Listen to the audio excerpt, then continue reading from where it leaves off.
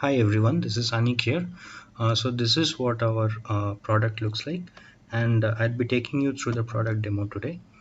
So this is these. Once we log into the web UI, we land in the dashboard page where we have four panels. The first one is for the consumption by nodes. Nodes here, I mean the control nodes that are there. So these are devices which we can remotely switch on or off. Currently, this is my home office setup. So I have kept a few devices on for a few days. So for last 7 days, the consumption is constant, and I have consumed around 31.92 kilowatt hour. So from here we can see the devices, the kind of devices, nodes that are there. We can just switch on each of them and see how it looks like. Then we have Modbus devices. Modbus devices can range from energy meters to VFDs to PLCs. So this is mostly used in Industry 4.0 scenario, and this is the kind all the NTO devices that are connected currently to this organization. So we have control nodes, 8 control nodes, 2 Modbus devices, and 3 monitoring nodes. So these monitoring nodes are plug and play IoT devices which monitors single phase as well as three phase devices and can discretely give the data. Endure Hub is our edge IoT device which connects to all these control nodes, monitoring nodes, and Modbus devices. Moving on to the next section, we have in the devices, we have workspaces. The system integrator can go ahead and create a workspace and add it to a specific hub. Currently, we have only one hub configured to this setup. Here we can see the control nodes that are there. Here, these are this PLC is currently configured to this organization. So this has a certain parameters which are configured. So parameters in the sense, for example, in case of energy meters, we have parameters like kilowatt hours and current drawn, and then the power. So here PLC I have configured two parameters. One is the frequency and one is test. Test is a constant parameter that is there, and frequency is something which we can change. On clicking on view trends, we can see the real-time data. So I had changed the frequency here. So we can see that on 7:48 p.m. The frequency had been changed. For write block, the user can, the system integrator can go ahead and create a block where a specific write function will happen. This is the address and this is the offset. Currently, NTO supports both short and long bytes, that is 16 and 32 bits registers. Write register is kind of a custom block where the system integrator can choose how many registers to write, what is the register address, and then give the value. Here, in case of write blocks, the system integrator goes ahead and creates this write block, something like this comes into picture where he can set the value. Once that is done, so this value is set. So we have a latency of 1 minute here, and soon we'll be able to see that the value has changed here. Not waiting for that, we'll move on to the next thing. Here we can see monitoring devices. Red means this devices I have disconnected this device currently. Test, we have green, that means the device is currently connected right now. View trends will give us a real-time data of how it looks like. It gives power, current, and voltage. Moving on to the next one, groups are user-defined groups where user can create groups and add devices here. As I can see, I have added test device, device 2, device 1. We can go ahead and create a new group from here and add devices. We can add nodes from here. Those are control nodes. We can choose, and multiple can be added at once. We can add Modbus devices as well as monitoring nodes. Moving on to reports, one of the most important things. Here, custom reports can be created where we can choose the kind of parameters that we want to report. We can choose average reporting or an addition or a difference. And here, for example, it is having a report of one parameter only. It will be sending me the test parameter, which I had shown here. So this report will be sent to me daily. As you can see, the frequency is daily. Two email IDs are configured. On top of that, I can just choose the date and see the report from here as well. Um, so these are the consumption that is happening in the nodes. So last 7 days with the same thing that was here. So this has a detailed report here as well. Yeah. So we have three sections here. So one is overview, custom reports, and compare. Overview shows all the overview reports, the default reports that are generated, and the reports, customized reports that has been created. Custom reports allows user to see the parameter daily report. He can go ahead and choose each parameter, and he can give dates to see the report. For example, if I choose uh, this frequency parameter, so yeah, so here multiple writes have happened. The last time I wrote it to become 10, so from 65 it has gone to 10. If we see from here, that has happened already.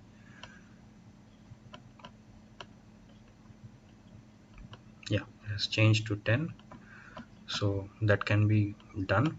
And this user is able to download the granular report as well as the trend. So let's say we choose it again. We go ahead and choose this frequency.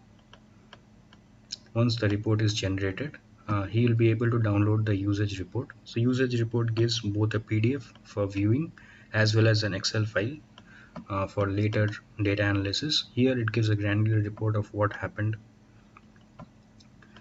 and here he can download the trend. Once he clicks on this, the entire graph gets downloaded for a later understanding of the trends. And time of day parameter, the user can choose from what time to what time he wants to see the parameter trend. So that's there. Same options are there as well. He can download the usage table and the PDF for that. Next, coming to compare. Compare is something which is readily used by the user. The two main things that happens here, one is they want to compare historical data. So for a single parameter, we choose two dates. We choose the time delta, which is from and to, and we generate the report. So it will compare the entire thing and it will show. So if we see it like this, and let's say we go ahead and choose this, and let's say we want to see the frequency. I want to compare it on 27th, and let's say today. Let's see from 1305 to let's say 2100. If we give this, we get the report generated. The green one is for 27, the blue one is for 31st. We can remove each one and see how it looks like. You can download the table, which will give the granular data, and the PDF, which will give the trend. Same thing goes here. Here it's a matter of relationship where the user can compare two different parameters and how they are related at a certain how the relationship panned out in a certain date. This is mostly used for maintenance purposes. So we have RPM and frequency of a VFD related. So if there's a change in the relationship graph or change in the trend, the user can understand that maintenance or is required in the VFD, or the VFD has to be changed. Okay. Moving on to the next section, we have control panel. Control panel, we have option of adding schedules. So here we can schedule the remote switching on and off of the devices.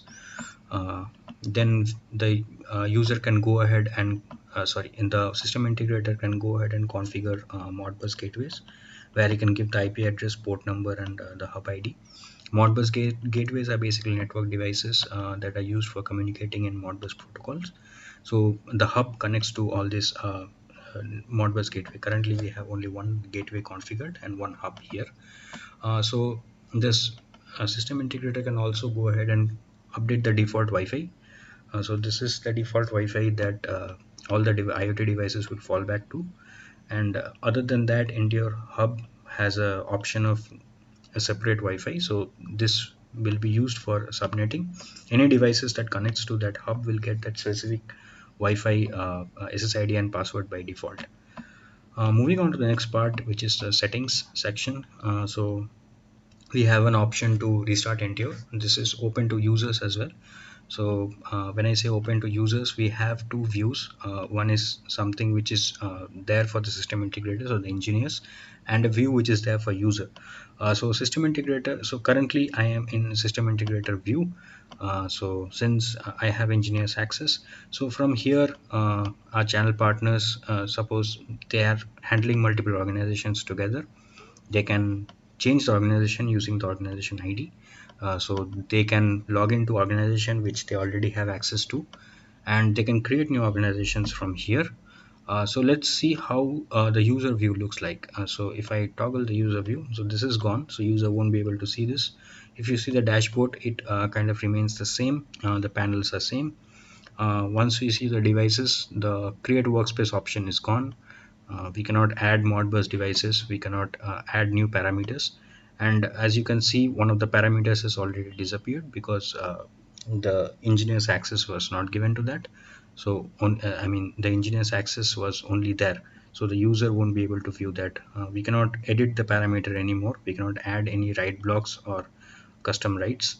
Everything else remains the same. The group remains the same as it's user defined. Reports, you cannot create a custom report from here because that would be the task of the system integrator.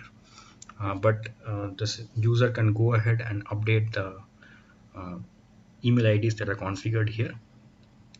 He can view the report, and any other reports that are there can be accessed by the user. So there's no restrictions to that. Control panel, he will only be able to see the schedule, and Wi-Fi updates are not available to the users. And I guess that's it. Thank you for watching, thank you for listening. I'll be stopping here. Bye bye.